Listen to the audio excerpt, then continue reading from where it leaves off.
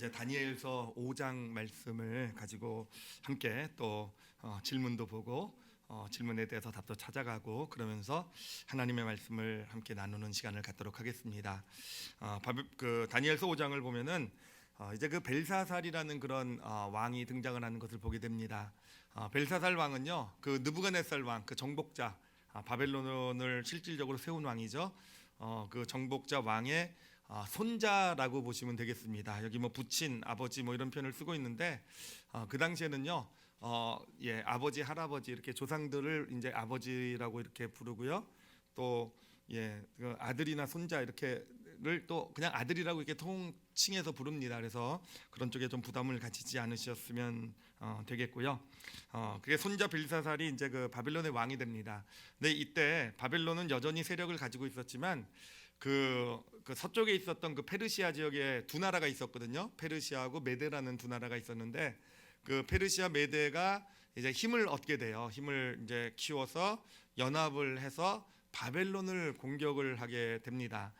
그러면서 지금 현재 상황이 어떻게 됐냐면은 바벨론 성을요, 페르시아와 메데 연합군이 지금 포위하고 있는 상황이에요.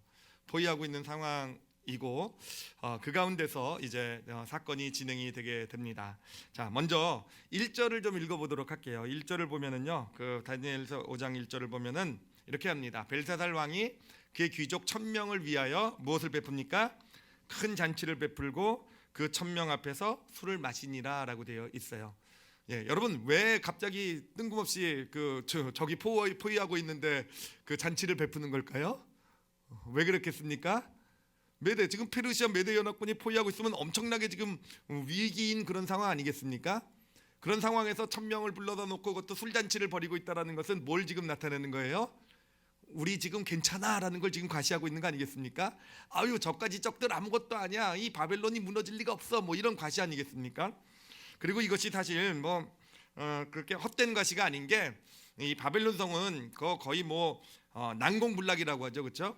어떤 그 당시에 어떤 군사력이나 장비를 가지고는 무너뜨릴 수 없는 그런 어마어마한 성이었고요. 게다가 그 성 안에는요, 이 페르시아 메데 연합군을 충분히 막아내고 실제로는 물리칠 수 있을 정도의 강력한 이 왕의 친위대가 지금 딱 주둔하고 있는 그런 상황이었어요. 그리고 곡식도 식량도 충분히 몇 년 이상 충분히 그냥 정말 떵떵거리고 먹고 살 만큼 곡식도 비축되어 있는 상황이었기 때문에 어떻게 보면은 그럴만하구나라고 얘기할 수 있는, 그렇게 당장 어떤 그 위협이 있는 것처럼 보이지만 아니구나라고 이렇게 생각할 수 있는 그런 상황이다라고 볼 수 있습니다. 하여튼 이 벨사살 왕이요, 그런 걸 좀 과시하려고, 우리 괜찮아, 아무 문제 없어, 이런 걸 과시하려고 잔치를 벌였구나라는 것을 볼 수가 있겠습니다. 자, 그런데 문제는 뭐냐면요, 잔치를 벌인 건 좋아요. 문제는 뭐냐면은 여러분 나눠드린 가지고 있는 그 질문지를 한번 보세요. 첫 번째 질문입니다. 자, 잔치 가운데서 벨사살 왕이 한 일이에요. 벨사살 왕이 한 일인데 여러분 참 좀 이해하기 힘든 일을 하게 돼요. 근데 왜 이런 일을 했는지를 한번 생각을 해보시기 바랍니다. 자, 다니엘서 5장 2절입니다. 다니엘서 5장 2절 우리 같이 한번 읽도록 하겠습니다. 읽겠습니다. 시작. 벨사살이 술을 마실 때 명하여 그의 부친 느부갓네살이 예루살렘 성전에서 탈취하여 온 금, 은 그릇을 가져오라고 명하였으니 이는 왕과 귀족들과 왕후들과 후궁들이 다 그것으로 마시려 함이었더라. 지금 무슨 얘기를 하고 있는 거죠? 지금 이 벨사살 왕이 지금 술잔치를 하고 있는데 지금 어떤 일을 하고 있는 거죠? 지금 술을 위한 그 술잔으로서 지금 뭘 사용하겠다고 하는 거예요? 지금 예루살렘에서 가져온 그 하나님의 성전에서 사용하던 그 그릇들 있잖아요. 거룩하게 쓰였던, 하나님을 위해서 제사 때 예배 때 쓰였던 그 그릇들을 가져다가 지금 무엇으로 사용하고 있습니까? 건배하고 쨍하는 데 사용하고 있다라는 거예요. 그렇죠? 술잔으로 지금 사용하고 있다라는 거죠. 왜 그랬을까 그러는 거예요. 왜 그랬을까? 잔치하는 것까지는 좋은데 왜 하필이면 예루살렘 성전의 그릇들을 갖다 쓰고 있는 것일까? 사실 바벨론에요, 얼마나 좋은 그릇들이 많이 있겠어요. 그렇죠? 과시하길 원한다고 한다면 정말 훨씬 크고 대단하고 아니면 그 빼앗아온 것 중에서도 더 좋은 것도 더 좋은 잔들도 있을 것 같고, 바벨론에도 훨씬 더 호화로운 잔들이 많이 있을 텐데 그렇잖아요. 과시하려면 그런 더 좋은 걸로 해야지. 왜 예루살렘 성전 그 조그만 나라의 조그만 어떤 그들의 입장에서 보면 조그만 어떤 그런 신전 가운데 그 하나님 그 신을 섬기는 그에서 사용했던 그런 그릇들을 가져다가 왜 술잔으로 건배하는 잔으로 사용을 하고, 야, 건배는 제가 만들어낸 겁니다. 그 당시 건배했는지 안 했는지 저도 몰라요. 예, 하여튼 그렇게 잔으로 사용하고 있을까라는 겁니다. 왜 그런 것 같으세요? 그 심리가 뭔 것 같으세요? 왜 그랬겠습니까? 그 심리가 좀 진작이 되실 것 같지 않습니까? 제가 이 벨사살 왕의 저희가 그 심리를 이해하기 위해서는요, 우리가 정확하게 좀 따져봐야 될 게 있어요. 뭐냐면은 여러분, 벨사살은요 그 할아버지가 느부갓네살 왕이잖아요, 그렇죠? 위대한 정복자란 말이에요. 바벨론의 위대한 정복자인데 그 할아버지가 말년에 누구를 만나게 됐습니까? 하나님을 만나게 됐잖아요. 하나님을 믿고 그 앞에 무릎을 꿇게 되었잖아요, 그렇죠? 그러니까 이 벨사살 왕은 할아버지의 그런 모습을 보고 컸을 거예요. 와, 저 대단한 어마어마한 할아버지, 정말 그냥 우러러만 봤던 할아버지가 하나님 앞에 무릎을 꿇고 하나님께 영광을 돌리는 어떤 그런 삶이 되어져 간 걸 보고 컸을 거란 말이죠, 그렇죠? 자, 그렇게 보고 큰 벨사살 왕이 그러면 할아버지가 믿은 하나님을 그도 믿었을까라는 거예요. 믿었을 것 같습니까? 안 믿었을 것 같습니까? 느낌상 안 믿었을 것 같죠, 그렇죠? 벌써 그 성전 잔을 술잔으로 사용한 거 보면은 안 믿었을 것 같고요.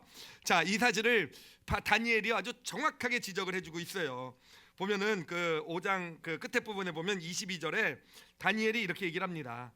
벨사살이여, 왕은 그의 아들이 되어서, 그러니까 느부갓네살 얘기하는 거예요. 느부갓네살이 아들이 되어서 이것을 다 알고도, 그러니까 이 느부갓네살 왕이 하나님 앞에 어떻게 무릎 꿇게 되었는지, 하나님을 어떻게 만나고 정말 그렇게 거부하고 거절하다가 정말 맞고 막 그냥 그 정신병 걸리고 막 이러다가 이제 결국 하나님 앞에 무릎 꿇게 된 이 모든 것을, 그래서 그의 나머지 삶을 하나님께 드리는 그런 삶을 산 것, 이 모든 것을 다 알고도 아직도 마음을 낮추지 않았대요. 그러니까 하나님을 믿지 않은 게 확실하죠, 그렇죠? 하나님 믿지 않은 게 확실해요. 자, 그런데 단순히 믿지 않은 것뿐만 아니라 이 술잔, 이 하나님을 섬기던 그 그릇들을 술잔으로 가져다 썼다는 의미는 뭡니까? 23절에 다니엘이 그에 대해서도 얘기하고 있어요. 도리어 자신을 하늘의 주제보다 높이며 그의 성전 그릇을 왕 앞으로 가져다가 왕과 귀족들과 왕후들과 후궁들이 다 그것으로 술을 마시고, 왕이 또 보지도 듣지도 알지도 못하는 금, 은, 구리, 새와 나무, 돌로 만든 신상들을 찬양하고, 그렇죠? 이 성전, 하나님을 섬기던 그 성전의 그릇에 잔을 가지고 들고 다른 신상들을 찬양했대요, 그렇죠? 도리어 왕의 호흡을 주장하시고 왕의 모든 길을 작정하시는 하나님께는 영광을 돌리지 아니하신지라. 자, 여러분, 그럼 우리가 이제 보여요, 그렇죠? 이 지금 벨사살 왕이 뭘 하고 있는 겁니까? 지금 하나님께 반항하고 있는 거예요, 그렇죠? 하나님께 반항하고 있는 거예요. 어떻게 보면은요, 자기 할아버지의 믿음을 조롱하고 있는 것처럼 볼 수도 있어요, 그렇죠? 할아버지의 어떤 믿음을 보면서, 저 위대했던 왕이 하나님을 믿은 것을 보면서 오히려 이 벨사살 왕은 불만을 가진 거죠. 그렇죠? 도대체 할아버지, 우리가 이 온 세상을 다스리고 있는 왕인데 뭐가 부족해서 할아버지 저 조그만 나라에 그 신 앞에 무릎을 꿇었을까? 저건 말도 안 된다. 이 세상 내가 하나님보다 더 높다. 내가 더 위대하고 더 힘 있다. 할아버지는 말년이 되니까 마음이 약해지셔가지고 괜히 약해지셔가지고 저렇게 되졌구나. 그러니까 할아버지의 믿음을 어떻게 보면 지금 조롱하고 있는 거죠, 그렇죠? 그리고 자신이 하나님보다 더 높다라는 것을, 그 할아버지가 하나님을 믿었다라는 것을 그 바벨론 사람들이면, 특히 귀족들이면 다 알지 않겠습니까? 그 사람들을 모아다 놓고 할아버지가 믿은 하나님의 그 성전의 잔을 가지고 술잔을 삼으면서 그것을 가지고 다른 신들을 막 찬양하면서 하나님이란 존재가 아무것도 아니라는 거, 그죠? 하나님의 존재가 나는 내 힘으로 지금 이 위기 어려움 이런 건 아무것도 아니야, 이렇게 자신을 과시하고 있는 것, 이 모습을 우리가 이 벨사살 왕, 이 술잔을 가져다 쓰고 있는 벨사살 왕의 모습으로부터 발견할 수가 있습니다. 자, 이 모습을 보면서 사실은 우리 삶 주변에도 이런 분들이 좀 있는 것 같아요, 그렇죠? 우리 삶 주변에도 보면은요, 그래요. 저 주변에 예를 들면 부모나 아내나 남편이나 또는 자녀나 누군가가 예수 그리스도를, 지인이나 뭐 이런 사람들이 하나님을 잘 믿는 것을 보면서 비웃는 사람들이 있죠, 그렇죠? 그렇죠. 뭐가 아쉬워서 저 사람들은 저렇게 예수님을 믿는다 그러고 저렇게 정말 마음이 약해서 저렇지, 뭔가 자신이 없으니까 뭔가 의지해서 저러는 거지, 하나님이 계시긴 어디 계셔. 좀 비슷하지 않습니까, 그렇죠? 하여튼 오늘날도 이게 벨사살 왕뿐만 아니라 많은 이 세상 사람들이, 불신자들이 그런 마음을 가지고 예수 믿는 사람들을 보고 연약한 존재, 아무것도 아닌 존재, 그러면서 하나님의 존재를 비웃으면서 어떤 살아가고 있는 것, 이것이 어떤 또 이 세상의 모습, 이 세상에 살고 있는 많은 불신자들의 모습이 아닐까라고 생각을 해봅니다. 자, 그런데 이제 두 번째 질문으로 넘어가 보도록 할게요. 두 번째 질문은 뭐냐면은, 이제 어떤 사건이 진행되냐면은, 이제 갑자기 잔치 가운데 아주 정말 예상 못했던 일이 벌어지게 돼요. 뭐냐면 하얀 손이 나타나서 벽에 글씨를 쓰게 됩니다. 자, 질문을 읽어보겠습니다. 그러니까 잔치 중 손가락이 나타나서 벽에 글을 쓰는 사건이 벌어집니다. 이에 대한 벨사살 왕의 반응입니다 라고 되어 있고요. 자, 반응 5장 5절부터 6절까지입니다. 5장 5절부터 6절도 같이 읽어보도록 하겠습니다. 읽겠습니다. 시작. 그때 사람의 손가락들이 나타나서 왕궁 촛대 맞은편 석회벽에 글자를 쓰는데, 왕이 그 글자 쓰는 손가락을 본지라. 이에 왕의 즐기던 얼굴빛이 변하고 그 생각이 번민하며 넓적다리 마디가 녹는 듯하고 그의 무릎이 서로 부딪힌지라. 예, 여러분 어떻습니까? 하여튼 벽에 손이 나와서 글씨를 쓰기 시작했어요. 손이 쓰기 시작했어요. 그런 일이 벌어지면 여러분 어떨 것 같으세요? 지금 예배드리는데 갑자기 뒤에 흰 손이 나타나더니 여기다 글씨를 쓴다고 생각을 해보세요. 여러분 어떻게 반응하실 것 같습니까? 여러분들도 지금 왕 보니까 뭐라고요? 지금 얼굴빛이 변했대요, 그렇죠? 생각이 번민해지고, 이걸 어떻게 표현해야 될지 모르겠어요. 생각이 번민해지고 그다음에 넓적다리가 녹는 듯하고요, 그렇죠? 무릎이 서로 부딪히고요. 지금 이러고 있다라는 게, 그렇죠? 하여튼 표정은 제가 흉내를 못 내겠는데, 하여튼 이렇게 놀랐잖아요, 그렇죠? 놀랐잖아요. 이게 사실 너무 지나치게 지금 놀라고 있는 거 아니겠습니까? 지금 여기 가운데 손을 썼다고 해도 여기 중에서도 그렇게 놀라시는 분이 계실지도 모르겠는데, 어떻게 보면 참 재밌는 일이잖아요. 궁금한 호기심이 있는 일이라고도 볼 수 있잖아요. 그리고 사실 거기에 보면은요, 이렇게 정말 넓적다리가 녹는 듯하고 어떤 무릎이 서로 부딪혀 덜덜덜덜 떨었다라는 거잖아요. 덜덜덜덜 떨고 그냥 낯빛이 변하고 막 생각이 번민해지고 막 이렇게 표정이 이상해졌다는 거 아니겠습니까? 이런 반응을 한 사람은요, 요 왕만 유일해요. 이 벨사살만요. 신하들은 별 반응도 안 하고 있다라는 겁니다. 그냥 특별한 일, 그냥 어떻게 저런 일이 일어났지? 이렇다라는 거예요. 자, 그러면 질문이 뭡니까? 이 벨사살 왕은요, 극도의 두려움을 느끼게 되는데, 왜 왕에게 이런 모습이 나타났을까 하는 거예요. 왜 얘 왕은요, 다른 신하들은 아닌데 왜 왕은 이렇게 갑자기 아무것도 아닌 것처럼 보이는 그런 사건에 이렇게 완전히 마음이 무너지는 그런 모습을 나타냈을까 하는 겁니다. 왜 그랬겠습니까? 여러분, 이럴 때는요, 우리도 가끔 이런 경험을 할 때 있을 것 같아요. 어떤 한 사건이 딱 봤는데 갑자기 마음이 확 무너지는 어떤 그런 경험들 해보신 분들도 계실 것 같아요, 그렇죠? 가슴이 덜컥 내려앉는 것이요, 그렇죠? 그게 언제 그런 경험을 합니까? 언제냐면 올 것이 왔다라는 생각이 들었을 때. 올 것이 왔다라고, 뭔가 막연히 두려움을 가지고 있었는데, 그렇잖아요. 막연히 뭔가 에이 설마 그런 일이 있을까? 아닐 거야, 그냥 나 지금 잘 살고 있어, 나 괜찮아, 이러고 있는데, 그런데 마음속에는 막연히 지금 이게 뭔가 잘못되고 뭔가 문제가 있는가, 왜 이런 생각이 있었는데 뭔가가 딱 나타났을 때 올 것이 왔다. 그럴 때 마음이 덜컥 내려앉는 거 아니겠습니까? 지금 왕에게 일어나고 있는 일이 그렇다라는 거예요. 지금 왕은요, 왜 이렇게 극도의 두려움으로 갑자기 두려움 가운데 무너지고 있는 것인가? 그래요, 과시하고 있는 거죠, 그렇죠? 지금 지금 바빌론 성이 다 메데 페르시아 연합군에 포위되어 있는 거, 쟤네들 아무것도 아니야, 막 잔치를 벌이면서 과시하고 있는 거예요. 게다가 뭡니까? 하나님이란 존재 아무것도 아니야. 하나님보다 내가 더 높아. 느부갓네살 왕, 우리 할아버지는 그 앞에 무릎 꿇고 그 앞에서 정말 비굴하게 살았지만, 하나님이란 존재, 날 믿어, 내가 더 높아. 아무것도 아니야. 봐, 내가 술잔으로 하나님 성전에 이 기물들을 내가 술잔으로 쓰고 있잖아. 그런 과시를 하고 있지만 그 마음의 중심에, 마음의 깊숙한 곳에 뭐가 있는 겁니까? 두려움이 있다라는 거예요. 불안이 있다라는 거예요. 하나님이 진짜면 어떨까? 어떻게 하는가라는 거. 우리 할아버지 같은 사람이 믿은 하나님인데, 그렇죠? 우리 할아버지 같은 위대한 정복자도 그 앞에 무릎 꿇은 하나님인데, 근데 그 안에는요, 그 하나님이 진짜면 어떨까? 그러면 자기는 큰일 난 거잖아요, 그렇죠? 그 하나님이 진짜면 어떨까? 그 어떤 하나님에 대한 어떤 그 두려움, 이런 것들이 과시를 하고, 나 괜찮아, 나 아무것도 아니야, 하나님이라는 존재가 어디 있어? 이런 문제들 아무것도 아니야라고 하고 있는 그 가운데 그 마음 속에 같이 자리 잡고 있었다라는 거예요. 그것이 자리 잡고 있었기 때문에 오히려 과시를 하면 할수록요 보니까 더 두려워지는 것 같아요. 오히려 그거를 감추려고 잔치도 벌이고요. 그걸 감추려고 오히려 더 내가 하나님보다 높아 막 큰 소리 치고 그런 거 아니겠습니까? 그런 왕 가운데 이제 이 손이 나타났을 때 드디어 왕은요 뭐를 봅니까? 올게 왔다라는 본 거죠, 그렇죠? 올게 왔다. 야, 드디어 올게 왔구나. 드디어 정말 내가 그렇게 두려워하고 내가 혹시 설마 했던 일, 하나님의 심판의 때가 나에게 닥친 것이겠구나. 그러니까 이렇게 그런 생각 가운데 무너져 내리고 있는 거 아니겠습니까? 사실 저도 예수 믿기 전에 그랬던 것 같아요. 생각해 보면은 저도 주변에 예수 믿는 분들이 많이 계셨거든요. 저희 가족들도 그렇고 보면 아시는 좀 친했던 저보다 연세가 있으신 제가 그때 대학생 때니까 이런 분들이 있었는데 저도 그때 참 거부감이 있었어요. 왜 저분들이 저렇게 열심히 예수님을 믿을까? 정말 나는 저분들처럼 약하지 않아. 교만이죠, 그렇죠? 예, 네, 그렇지 않아. 그러면서 하여튼 나름대로 논리를 가지고 따지기도 하고 뭐 거부도 그 어떤 그런 믿음에 대해서 일부러 더 거부했던 것 같아요. 일부러. 그러면서 마음 중심에는 있었어요. 언젠가는 나도 믿게 되겠구나라는 게 있었던 것 같아요. 예, 언젠가 일어나긴 했죠.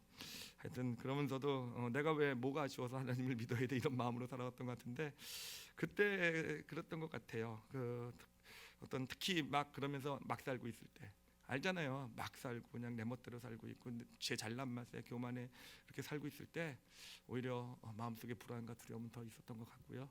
뭔가 일이 딱 생기면 가슴이 덜컥 내려앉는.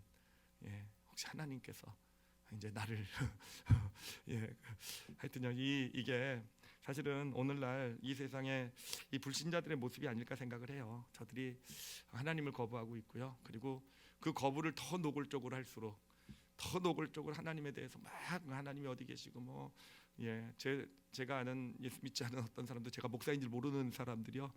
갑자기 저랑 같이 식사를 하는데 너무 교회 욕을 하는 거예요. 너무 교회 욕을 하고 제가 처음 만난 자리였거든요. 그래서 이제 전 소개하려고 그래서 제가 지가 목사고 이러고 소개하려고 하는데 분위기가 완전히 그냥 와 그래서 소개도 못하겠고 그때 정말 곤란했던 그런 기억이 난데 생각해 보면요 그런 큰 소리를 하는 사람일수록 그 안에 더 두려움이 있구나라는 거. 오히려 그렇게 더 욕하고 이럴 때는요 그 안에는 하나님이 진짜면 어떤가라는 것 두려움이 더 있는 하여튼 세상 사람들의 모습이고요. 그렇기 때문에 이 세상 사람들은요 그냥 편안히 삶이 흘러갈 때는 큰 소리 치고 막 이럴지 모르지만 자신의 뜻과 다른 뭔가 어떤 이런 일들이 갑자기 어떤 위기라든지 어려움이 탁탁 치게 되면요 급격히 그 마음이 무너지는 그런 모습을 나타내 보여주는 거 아니겠습니까? 근데 그게 사실 불신자들의 모습뿐만 아니라 우리 크리스찬들도 그래요. 여러분들은 하나님 아시잖아요, 그렇죠? 하나님 믿고 계시잖아요.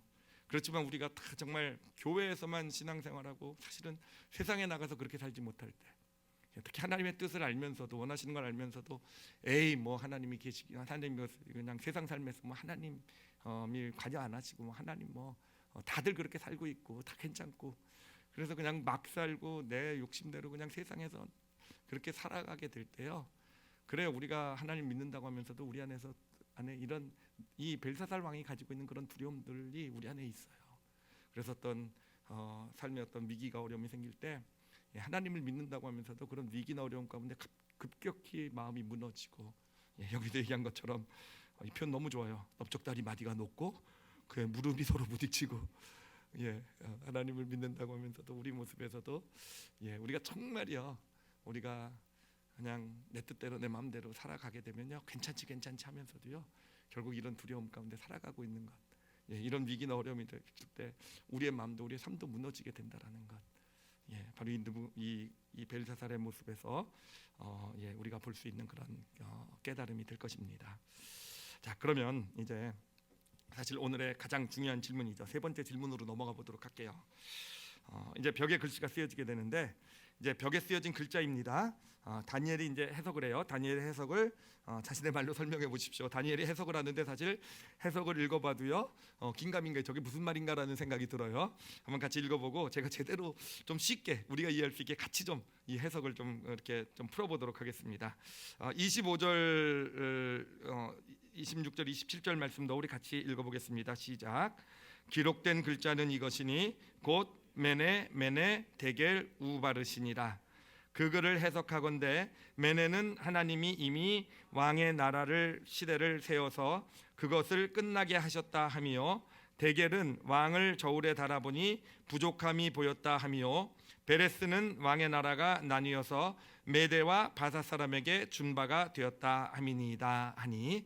자, 한번 풀어볼게요. 메네라는 단어부터 먼저 생각을 해보면은요, 메네라는 단어는요, 그 당시 가장 그 기본적인 화폐 단위라고 생각하시면 돼요. 동전 한 개, 뭐 이런 개념이라고 보시면 됩니다. 그런데 그런 메네를 반복을 한다면은요, 이거는 카운트, 센다라는 의미예요. 돈을 센다, 뭐 이렇게 하죠. 하나, 두 개 이렇게 돈을 세나가는 거.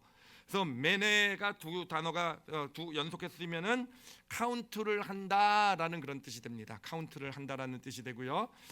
그리고 데겔이라는 단어는요, 저울에 단다라는 뜻이에요. 저울에 달아보는 그 당시 어떤 그런 저울을 얘기한다고 보시면 되겠고요. 그 다음에 우라는 것은요, 원래는 이제 그리고라는 뜻으로 해석이 많이 해석되는데, 그게 어떤 앞에 문장이 있고 우가 나오면은 결론을 얘기해요. 그러므로 따라서 결론을 얘기한다라고 보시면 될 거예요. 그 다음에 바르신이라고 얘기하면은요, 이거는 복수형입니다. 두 개라는 뜻이에요. 두 개. 자, 이거를 어떻게 지금 이제 왕에게 해석이 되냐면은, 메네라는 것은 하나님께서는 카운트를 하고 세고 계셨다는 거예요. 근데 뭐를 세고 계셨습니까? 이 벨사살 왕의 인생을 카운트하고 계셨다라는 겁니다. 그러니까 그에게 바벨론이라는 나라를 맡겨주고 하나님께서 그냥 내어버려 두신 것이 아니라 그때부터 하나님의 카운트는 시작이 되었다라는 거죠. 그런데 여러분, 하나님의 카운트는요, 카운트다운입니다. 카운트다운. 다시 말하면은 우주선 같은 거 발사할 때 카운트를 셀 때 밑으로 세죠, 그렇죠? 다운. 10, 9, 8, 그래서 3, 2, 1 발사 이렇게 되잖아요, 그렇죠? 그게 카운트 다운이잖아요, 그렇죠? 그래서 0이 딱 되면 이제 끝나고 발사가 시작이 되는 거잖아요. 그러니까 하나님이 왕의 인생을 세고 계시는데 하나님의 카운트는 카운트 다운이다라는 거예요. 지금 점점 하나님의 시간은 점점 줄어가 왔다라는 거죠. 자, 그런데 바로 그 카운트가 끝나고 이제 드디어 0 끝나고 하나님께서 그 왕의 인생을 데겔하셨다는 겁니다. 데겔이 뭡니까? 바로 하나님의 저울에다가 왕의 인생을 재어보았다는 거예요. 그 무게를 재어보았다는 거예요. 이 벨사살 왕에게 바벨론을 맡겨주고 하나님의 저울 위에다가 왕의 그 인생의 그 바벨론을 맡겨준 그 삶의 인생의 무게를 재어봤더니 데겔 하고 났더니 그 결론이 무엇이었는가? 결론은요, 저울에서 부족함이 있었다라는 거죠. 부족함이 있어서 바르신, 바로 두 쪽이라는 것, 즉 메대와 페르시아 두 나라로 이 나라가 바벨론이 갈라지게 될 것이고, 왕은 왕에서 쫓겨나서 죽게 될 것이다. 하나님의 심판을 받게 될 것이다. 이게 바로 꿈의 내용이 된다라는 것입니다. 자, 어떻습니까? 이러니까 꿈의 내용이 잘 이해가 되시는 거죠, 그렇죠? 잘 이해가 되셨죠? 메네 하나님 카운트하고 계세요. 카운트 다운하고 계세요, 인생을요. 그리고 나서 끝나자 데겔 저울에 달아보셨어요. 저울에 달아본 결과가 부족함이 있어서 이제 바벨론은 멸망을 당하고 나라는 두 쪽으로 갈라지게 될 것이다. 이게 하나님의 메시지였다라는 거죠. 그리고 바로 그 메시지대로 이루어지게 됩니다. 이제 바로 그날 밤이에요. 바로 그날 밤. 정말 아무도 예측하지 못했어요. 아무도 바벨론성이 무너질 거라고 생각하지 못했는데, 이 페르시아와 메대 연합군이 무엇을 발견하게 되냐면은 이 바벨론 성 안에 어떤 그 물을 공급해야 되잖아요. 그렇기 때문에 바벨론 강에로부터 저 땅속 깊이 수로를 뚫었어요. 수로를 뚫어서 그 수로를 통해서 물을 바벨론 성에 공급해 왔었는데, 바로 그 수로를 발견하게 됩니다. 그래서 그 수로를 타고 이 메대와 페르시아 연합군이 성으로 들어와서 그 다음 날 바로 하루 사이에 성이 함락이 되게 되는 거예요. 그리고 이 벨사살 왕은 죽임을 당하게 되는 그런 결과, 바르신, 하나님의 심판대로 이루어지는 그런 결과가 나타나게 되었던 것입니다. 자, 그런데 이 메네 데겔 바르시는 이것은요, 단순히 그냥 어떤 왕의 인생에 대한 하나님의 어떤 그런 일하심을 나타내는 게 아닙니다. 이거는요, 하나님께서 이 땅에 살고 있는 사람들의 삶, 그 사람들을 운영하시는, 경영하시는 하나님의 대원리가 된다라는 거예요. 하나님은 우리의 삶을요, 우리 삶 각자 모두에게 바벨론을 맡겨주셨습니다. 물론 바벨론 이 벨사살 왕처럼 뭐 어마어마한 뭐 왕국일 수도 있지만 또 우리 각자에게는 각자에게 맡겨진 어떤 가정이라든 어떤 그런 터전이 있을 수도 있고, 내게 맡겨진 어떤 자녀일 수도 있고, 내게 맡겨진 물질이나 어떤 내게 있는 재능일 수도 있고요, 또는 나에게 맡겨진 직분이나 어떤 삶의 세상에서의 위치일 수도 있어요. 하나님께서는 그것을 우리에게, 그 바벨론을 우리에게 맡겨 주셨다는 겁니다. 그리고 맡겨 주시고 나서 그냥 내어버려 두는 것이 아니라 맡겨 두신 다음부터 하나님의 카운트다운은 이미 시작이 되었던 거예요. 매매 하나님께서는 카운트하고 계시다라는 겁니다. 그리고 그 카운트에는요 끝이 있어요. 끝이 있어요. 물론 우리는 그 끝이 언제인 줄 모릅니다. 아무도 어떤 하나님의 카운트가 언제 끝나는지는 몰라요. 그러나 분명한 것은 각자마다 다 다르겠지만, 분명한 것은 하나님의 카운트에 끝이 있는 것이고, 하나님의 그 카운트가 끝났을 때요, 끝났을 때 하나님께서는 대결하시는 분이세요. 하나님의 저울에다가 우리에게 맡겨진 것, 예를 들면 나에게 어떤 맡겨진 어떤 물질이 있었다 그러면은 그 물질을 가지고 내가 어떻게 삶을 살아왔는지 세상의 저울에 달아보신다는 게 아니에요. 세상의 저울은 얼마나 많이 누리고 내가 얼마나 많이 돈을 벌고 얼마나 부자가 되고, 이거가 어떤 세상의 성공을 닫는 저울이라고 한다면, 하나님의 저울은 다르다라는 거예요. 하나님의 저울에다가 어떤 나에게 맡겨주신 그 물질을 달아보시고, 나에게 맡겨진 가정을 달아보시고, 우리 가정을 달아보시고, 그리고 나서 그 무게를 재어보시고, 하나님께서는 하나님의 저울을 가지고 이제 그 결과를 가지고 하고, 그러므로 따라서 하고 나서 하나님의 결과가 우리에게 임하게 된다라는 것입니다. 그리고 그것이 우리의 삶을 결정하게 된다라는 거예요. 당장 어떤 내게 맡겨진 어떤 그런 것이 아니라, 우리의 삶의 모습을 진짜로 결정하는 것은 나에게 맡겨진 나의 각자에게 있는 그런 바벨론들, 이런 것을 가지고 내가 어떻게 살아갔는지, 하나님께서 삶의 어떤 순간에 이것을 이제는 하나님의 카운트다운이 끝나고 그것을 무게를 재어보시고 그 결과로서 하고 우리에게 주시는 것, 그것은 축복일 수도 있어요. 그것은 좋은 것일 수도 있어요. 너 무게를 달아보니까 네가 잘 살았구나, 너에게 더 크고 좋은 것으로 맡기리라. 그래요. 달란트 비유가 그렇잖아요. 달란트를 맡겨놓고 정말 거기에 충성했던 사람, 달란트에 충성했던 사람에게는 착하고 충성된 종아, 네가 작은 것에 충성했으니 너에게 더 좋은 것으로 맡기리라. 여러분, 그게 메네메네 데겔 우의 어떤 그런 축복의 결과일 수도 있어요. 그렇지만 어떤 사람은요, 세상의 저울에서는 많은 걸 누린 것 같지만 하나님의 저울에서는요 부족함이 있는 거예요. 그럼 어떻게 되겠습니까? 그래요. 이 벨사살 왕처럼 될 수 있는 거예요. 가졌던 것조차도 빼앗기게 되고요, 어떤 비참한 삶으로 전락할 수도 있게 되는 그렇게 되가는 것. 이게 하나님이 이 어떤 우리 각자 인생, 이 땅을 살아가고 우리에게 크고 작은 것을 맡겨주고 계시지만, 그것을 가지고 하나님께서 우리의 삶을 운영해 나가는 하나님의 인생 운영의 원리가 되는 것입니다. 여러분 어떻습니까? 하나님이 지금 여러분의 인생을 세고 계세요. 기분이 어떠세요? 예, 카운트 다운이에요 지금요, 그렇죠? 예, 어떤 분들은 아직 카운트가 많이 남아 있을 수도 있지만, 또 어떤 분들은 지금 3, 2 막 이렇게 가고 있으면, 예, 정말 그 뭐 수상식 발표할 때도 그렇지 않습니까? 딱 수상식 생각이 나네요. 두구두구두구두구 하고 막 이렇게 막 수상자는, 그리고 나서 꼭 사회자가 한 뜸들이죠, 그렇죠? 예, 뭐 뽑히는 사람한테야 영광의 순간이겠지만 떨어진 사람한테 하여튼 뭐 그런 생각이 드는데, 여러분 어떻습니까? 근데 여러분 진짜 그래요. 하나님께서 우리에게 뭔가를 맡겨주시거든요. 인생이라는 것이요, 예, 우리에게 하나님께서 알려주시는 거예요. 그냥 맡겨주시고 그 끝이 아니라는 거예요. 그냥 내버려 두시는 게 아니라는 거예요. 하나님께서는 우리에게 맡겨주실 때부터 하나님께서는 우리의 인생을요 매네매네 하고 계시다라는 거예요. 인생을 세고 계세요. 여러분 마음속에 그것을 담고 사는 게 저는 믿음이라고 생각해요. 그것이 믿음. 하나님 그냥 나에게 맡겨진 것을 가지고 그냥 뭐 맡겨진 건 영원히 뭐 잘 되겠지, 괜찮겠지, 그래서 막연히 그냥 그냥 이렇게 살아. 세상의 기준에 따라서 세상의 저울에 더 많이 달고 막 아니요. 정말 하나님의 대결하시는 그날을 생각하면서 하나님 대결하시는 분이시다라는 거, 하나님의 저울에 달아보시는 분이다라는 것을 마음에 담으면서 지금 나에게 맡겨진 것, 예, 세상의 저울 기준이 아니라 바로 하나님의 저울을 기준으로 삼아서 살아가는 것이 진정한 믿음의 길이 아니겠습니까? 그리고 정말 그 하나님이 그것을 가지고 하고 저울에, 그러니까 대결을 하셔서 저울에 달아보시고 저울에 남음이 있어, 너 잘했어, 착하고 충성된 종아, 더 큰 걸로 맡길게, 더 주인의 즐거움, 더 큰 즐거움으로 너의 삶을 채워줄게. 여러분 그렇게 해서 우리 크리스찬의 삶은요 진정한 축복으로 향해 나가게 되는 줄 믿습니다.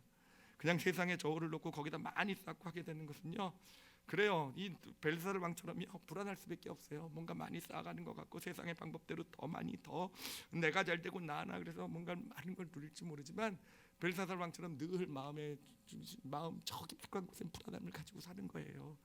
불안함을 가지고 사는 것. 이것이 나를 지켜주지 못하면 어떡하지? 이러면서 그저 바벨론 성이 있음에도 불구하고 지켜주지 못하면 어떡하지? 그렇지만 사람들 앞에서는 더 과시하면서 잔치를 벌이고 과시하면서, 그러나 그 마음의 중심에 무엇보다도 하나님에 대한, 진짜 하나님이 계시면 큰일 나잖아요, 그렇죠? 예, 여러분 세상에서 막 살아가고 있는데 정말 내 뜻대로 내 마음대로 그냥 세상의 저울에 살아가고 있는데 하나님 계시면 안 되잖아요, 그렇죠? 그런 두려움을 가지고 살아가는 것, 여러분 우리 믿음의 길이라는 것은요, 믿음의 길은 그래요. 제가 그 믿음의 사람들, 성경에 나오는 믿음의 사람들의 삶을 이시야로 좀 들여다봤어요. 메네메네 데겔 우 바르신. 그랬더니요, 진짜 이 믿음의 사람들은요 이 메네메네 하시는 하나님을 마음에 품고 살아갔던 사람들이더라고요. 여러분 요셉을 한번 생각을 해보세요. 이 요셉이 이제 형들에게 팔려서 노예가 되잖아요. 애굽의 노예가 되고 또 죄수까지 떨어지고 되게 되잖아요. 근데 여러분 그것이 요셉의 인생에 그것으로 끝이 났습니까? 그냥 노예가 된 것으로 넌 이제 노예됐으니까 네 인생은 망했어, 끝났어, 그냥 흘러가는 겁니까? 그렇지 않았잖아요, 그렇죠? 여러분 하나님이 그 인생을 노예로 노예가 허락하셨지만 그때부터 하나님은 카운트하고 계셨잖아요, 그렇죠? 매네매네 하고 계셨잖아요. 그것이 끝나는 날이 있었잖아요. 13년 후에 끝났잖아요. 이 요셉은 언제 끝날지 몰랐지만 요셉의 마음에는 그것이 있었던 거예요. 이것이 끝이 아니라는 것. 나를 이런 환경 가운데 놓았을 때는 하나님께서는 매네매네 카운트하고 계시고 카운트다운 끝날 때가 있다라는 거. 그렇기 때문에 그런 환경 가운데서도 요셉은 무엇을 기준으로 삼았습니까? 하나님의 대계를 기준으로 삼는 거예요. 하나님의 대계를 기준으로 해서 그 삶을 그렇게 살아갔던 것이고, 그래서 진짜 메네메네가 끝나고 대계를 하셨을 때, 대계를 하나님의 저울에 달았을 때 결론은 뭐였습니까? 애굽의 총리가 되었던 거예요.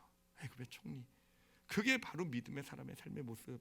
하나님께서 삶을 세워가시는 그런 하나님의 인생 운영의 원리 아니겠습니까? 여러분 다윗도 그래요. 정말 다윗도 보면은요, 정말 그렇게 승승장구 골리앗 물리치고 잘 나가서 이스라엘의 총사령까지 됐다가 결국은 사울 왕에 의해서 광야에서 쫓기는 세월을 10년 넘게 살아가게 되잖아요. 그런데 이 다윗의 모습을 보면서 정말 마음에 부딪혀 들어오는 것이, 다윗은요 하나님께서 매네매네 하고 계시다라는 것을 마음에 분명히 담고 있었더라고요. 그리고 이날은 분명히 끝나고 하나님께서 끝내게 하시고 대결하시는 날이 있다라는 거. 여러분 다윗이 광야에 쫓기면서 사울 왕을 죽일 기회가 2번이나 있었잖아요, 그렇죠? 사실 2번이나 있었다고 한다면은요, 그냥 사울 왕을 죽이기만 했어도요 그 광야의 삶은 끝났을 거예요, 그렇죠? 그가 어떤 원했던 결과를 얻어낼 수도 있었을지도 모르겠어요. 세상의 저울로 달아봤을 때는 그게 맞는 길이었을 거예요. 사울 왕을 죽이고 당장 이스라엘 왕이 되든 어찌 됐든 쫓기는 신들 멈추는 것이 세상의 저울에서는 맞는 길이었을 거예요. 그런데 다윗은 사울 왕을 죽이지 않잖아요. 안 죽이잖아요. 왜 안 죽였을까요? 그의 마음속에 있는 저울은 하나님의 저울이었기 때문에 그런 거 아니겠습니까? 하나님의 저울에 이것이 어떻게 달릴 것인가 라는 거. 근데 하나님의 뜻은 하나님이 기름 부어 세운 왕을 사람이 죽이면 안 된다라는 거. 이게 바로 하나님의 뜻, 하나님의 저울의 기준이잖아요. 그러니까 죽이지 않았던 거 아니었겠습니까? 그렇게 광야에서 쫓기고 정말 그렇게 힘들게 살아가면서도 공경에 빠진 이웃이 있으면, 그런 도시가 있으면은 아무 이익도 안 되지만 가서 돕고 왔잖아요. 돕고 왔기 때문에 오히려 더 힘들어지고 더 어려워졌지만 다윗은 묵묵히 그 길을 걸어간 거 아니겠습니까? 왜 그렇겠습니까? 왜 그렇겠습니까? 다윗은 안 거예요. 매네매네. 그리고 언젠가 하나님께서 대결하신다라는 거, 이 하나님의 저울에 달아볼 때가 있다라는 거, 바로 그 믿음을 가지고 살아갔던 것이고, 그 믿음대로 살아갔던 결과가 뭡니까? 결국 매네매네 하나님의 카운트는 끝난 것이고요, 하나님의 저울에 하나님께서 대결하신 것이고요. 그리고 그 결과는 뭡니까? 이스라엘의 가장 위대한 왕이잖아요, 그렇죠? 그 왕위가 끝나지 않는, 그 자손으로 왕위가 끝나지 않는 하나님의 나라를 세워가실 때까지 하나님께서 그 다윗을 사용하시는 그런 놀라운 축복이 다윗에게 주어지게 된 것 아니겠습니까? 우리의 믿음의 길이 바로 이런 믿음의 길인 줄을 여러분 이 시간 믿음으로 마음에 받으시길 바랍니다. 매네매네 대겔 우 바르신이에요. 그래 우리가 살아가면서요, 우리 삶에 맡겨진 것들이요, 우리 삶에 맡겨진 것이 어떠한 것이든지 정말 우리는요 매네매네 하신 하나님을 기억하면서 그게 어떤 것이든지 정말 하나님의 대길, 하나님의 저울에 어떤 무게로 달릴 것인가를 생각하면서 우리 세상의 저울이 아닙니다. 아시겠죠? 세상의 기준으로 1km, 2km 달리는 그런 어떤 성공의 기준의 저울이 아니라 하나님의 저울의 기준을 가지시고 그렇게 우리가 그 저울을 생각하면서 우리에게 맡겨진 것들을, 우리에게 맡겨진 바벨론을 그렇게 우리에게 살아낼 수 있다고 한다면, 그래요, 우리 삶에 대결 하시는 그날에 우하고 더 좋은 것으로, 더 축복으로 맡기시는 그런 믿음의 길을 걸어가시는 정말 우리 모든 올리브교회 성도들이 되시길 바랍니다. 특히 힘들고 어려울 때가 더 그런 것 같아요. 여러분, 고난이나 어려운 문제, 이 시기는요 반드시 지나가요. 여러분, 반드시 지나갑니다. 여러분이 어떤 힘든 일이 있고 정말 몇 년째 풀리지 않는 일이 있고 막 이건 해결되지 않을 것 같은 그런 어려움이 있어도요, 여러분 반드시 지나가게 될 줄 믿습니다. 근데 여러분, 반드시 지나가게 될 때 하나님이 대결하세요. 대결하실 때 거기에 달려지는 그 무게가 중요하다라는 거예요. 그 무게가.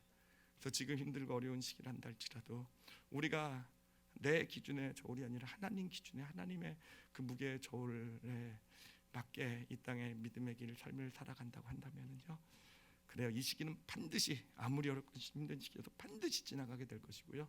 그리고 대결, 매네매네 대결하신 하나님, 그리고 놀라운 축복이라는 바르신 하나님의 어떤 결과, 하나님의 축복이 우리 가운데 주어지는, 우리 크리스찬들의 삶은요 그렇게 축복받는 삶이라고 생각해요. 내가 저울에 많이 닮아서 하는 삶은요 늘 불안과 두려움이 있는, 언제 무너질지 모르게 되는, 조그만 일이 있어도 혹시 하나님의 심판이 아닌가 두려워하면서 그 무너지는 삶이 될 수, 그런 두려움 가운데, 그리고 결국은 대결하시는 하나님 앞에 그 삶이 비참해지고 무너질 수밖에 없는 게 이 세상의 삶의 모습이 되는 줄 믿습니다. 그러나 우리 크리스찬의 진짜 축복은요, 작은 일이지만, 작은 것들이지만, 작은 일 하나하나에도 매네매네 하신 하나님을 기억하면서 작은 일 하나에도 대결하신 하나님, 그 안에 하나님의 대결에서 잘했다 그래서 주시는 어떤 그 가운데 주시는 그런 축복들, 그런 축복들 하나님이 주시는 삶들을 살아가면서 정말 우리 삶이 그렇게 정말 흔들리지 않는, 세상은 흔들려도 흔들리지 않는 그런 삶으로 세워져 나가는 그런 축복을 경험하게 될 것입니다. 제가 이 말씀을 준비하면서 일부 예배 때 말씀을 전하면서 기도를 인도하면서 한 가지 사실은 좀 깨달은 게 있어요. 제가 이 말씀의 축복을 누리고 있구나라고 경험한 게 있는데, 아까 광고 때도 말씀드렸지만 이제 어제 아침에 갑자기 소식을 받았어요. 갑자기 우리 교육자 중에 한 사람이 코로나 걸린 사람과 밀접 접촉이 됐고, 이제 교육자와 우리 교육자들이 이제 다 이제 접촉했겠죠, 당연히. 이런 지금 상황이 이렇게 딱 들어오게 되는데, 여러분 어떻습니까? 제가 벨사살 왕 같았으면 어떻게 됐을까 생각해보면 가슴이 철렁 내려앉았을 거예요.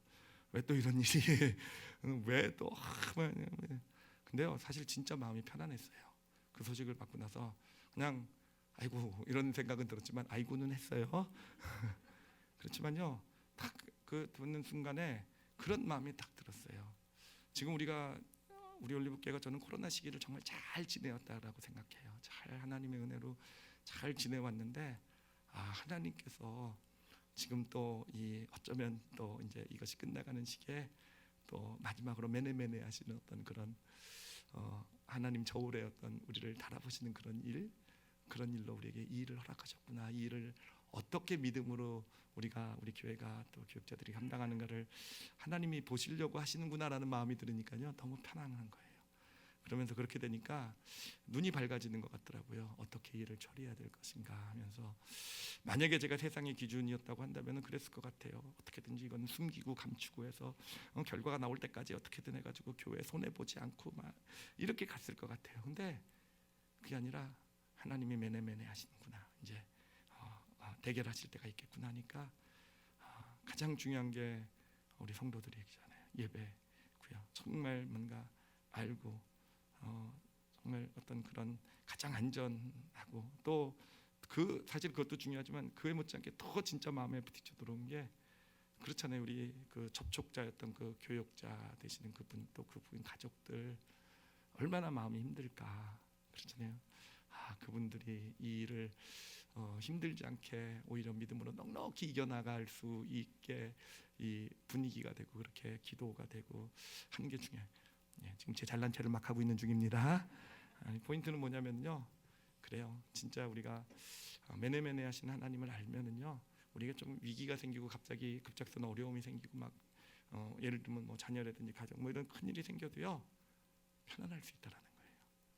그래요. 매네매네 모든 걸 하나님께서 허락하신 거잖아요. 카운트하고 계시잖아요. 그리고 하나님께서 세상의 저울로 내 삶의 모습이 결정되지 않을 거예요.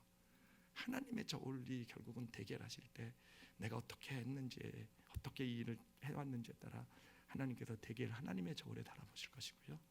그 저울에 맞게, 그 저울에 하나님 볼 때 너 착하고 충성된 종 이거면 이게 진짜 당장은 힘들고 어려운 손해보는 길이어도 이게 진짜 축복의 길이 되겠구나. 제 잘난 게 아니라 여러분들은 이걸 나누고 싶어서 제가 한 얘기라고 이해해 주시길 바랍니다. 그래서 오늘 말씀에서 우리 매네매네 대길 우바르신, 이제 제가 하도 많이 얘기해가지고 여러분 다 기억하셨죠, 그렇죠? 한번 제가 얘기 나눌 때 보니까 한번 여러분 해보세요. 뭐라고요?